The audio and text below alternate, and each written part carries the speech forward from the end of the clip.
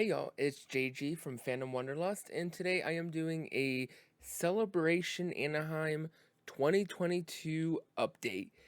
Yes, it is a little late for this, but I was away when all this news got dumped, and I thought I'd go over some of the updates here within the past couple of days.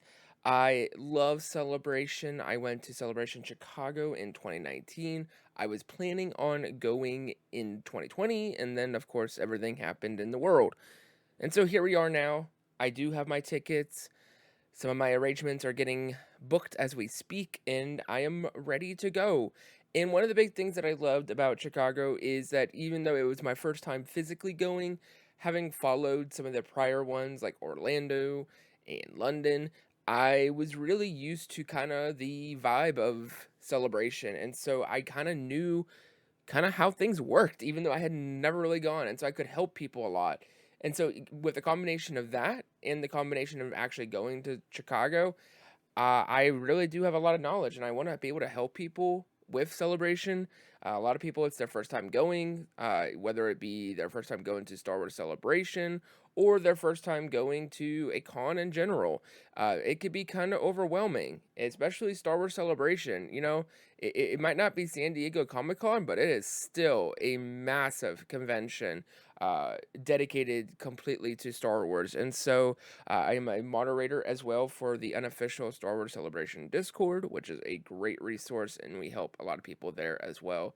There's other great people to follow as well. Celebrating Star Wars is a great blog and a great guy to follow on Twitter. And also, there are some groups on Facebook that you can find as well.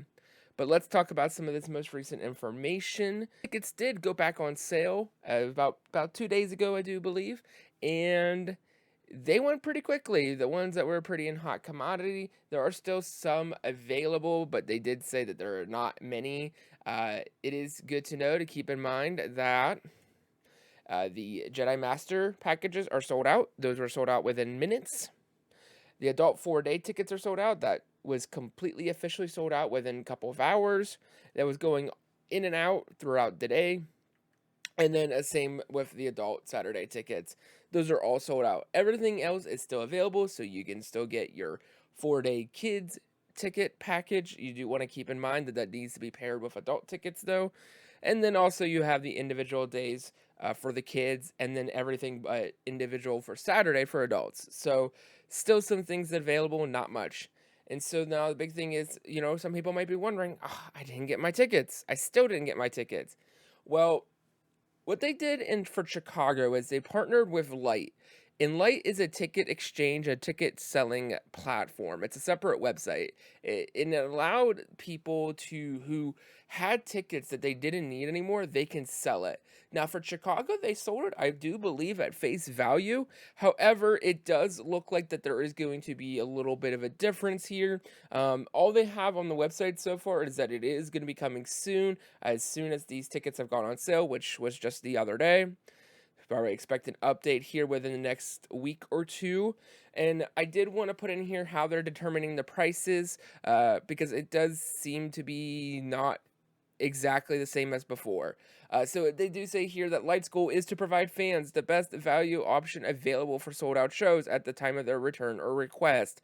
To do that, they take into account supply, which is what they get from returns, demand, how many they're getting requests, and the prices on secondary market, and then provide the most competitive price for both sellers and buyers. For requests, the price is not set to a fixed percent above or below face value, but we always undercut the secondary up to 20%.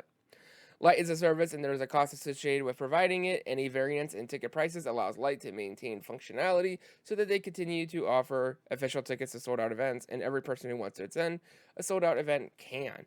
So, yeah, that's interesting. So, once we get some more information here, we'll be able to kind of see and get a vibe for what we're expecting for those prices to be.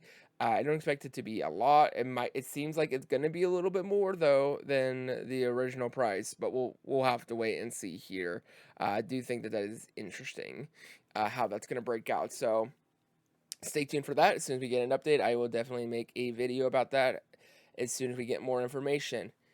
Also, this one up before the ticket sales, merch. Yes, you could get some merch ahead of Celebration, and there is quite a few items that are available that are pretty nice, especially some of the shirts, some of the official merch, some of the key art that goes with it.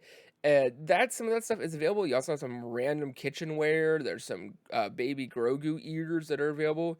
I will point out that the key art. Let's see. My mouse is not going to be showing up on the screen, but that is going to be the shirt that is to the second shirt from the right with the Vader and the silhouettes. That is the key art for the festival. So you're going to see a lot of that design probably on the badges. You're going to see a lot of that with the banners.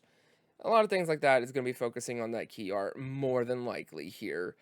Then you also have the fact that they're celebrating the 20th anniversary of Episode 2, Attack of the Clones. Chicago, they were celebrating the 20th anniversary of the Phantom Menace. They had a very similar design, a little bit different. They had it with Darth Maul, and it was kind of, it gave you very much Phantom Menace vibe. This definitely follows Attack of the Clones.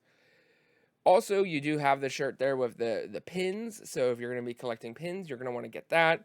And then, of course, the official lanyard, and then the official pin and patches for the logo. There's also some different styles of variations of the clone shirt. They have the female, they have a glitter one, they have a regular, many different versions.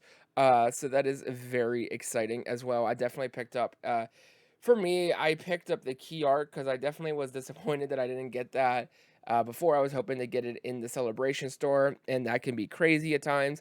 So I just went ahead and bit the bullet. I did get, and because I ended up getting the 20th anniversary of the Phantom Menace, so I thought it'd be cool to get the clones. So I did pay a little bit of a penny here up front. Last time I think I got just the lanyard, but I did get two shirts to go with the lanyard this time around, just to save time and convenience, since I did know I was going to be getting these shirts. So if these are some things that you know you're going to get, there might be some benefit to getting them ahead of time. So keep that in mind. And that does wrap up pretty much this video. I do want to be able to help you guys. You know, a lot of y'all, this is your first, like I said, your first convention. It's your first celebration. So if you have any questions, just drop them down below. You can also message me on Twitter at JG_Cars. I will respond personally to you, and I can also, you know, put in videos because I know there's a lot of people, it's going to be their first time, and I want to be able to help y'all. I want to try to maybe do weekly Q&As. It might be a little bit more frequent as we get closer. We will play that by ear, and then as soon as we get some announcements, I will make update videos, whether that be for guests, panels. I might be also doing some general tip videos, just things that are going to be helpful, because Celebration is almost 2 months away, y'all, and yeah, we're almost there. And so I really want everyone who is going to enjoy it. Celebration Chicago was an incredible experience for me. It was my first time going to a convention, first time going to Celebration, and so for it to be such an incredible experience, I want to make sure people have that same thing as well, that same experience as well.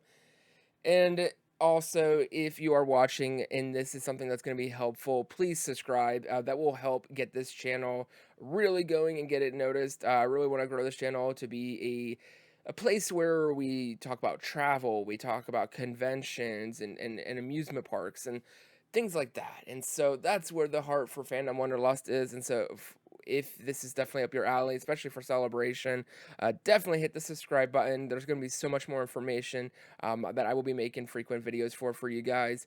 And that does wrap up today's video. I do appreciate all the support, and may the force be with you.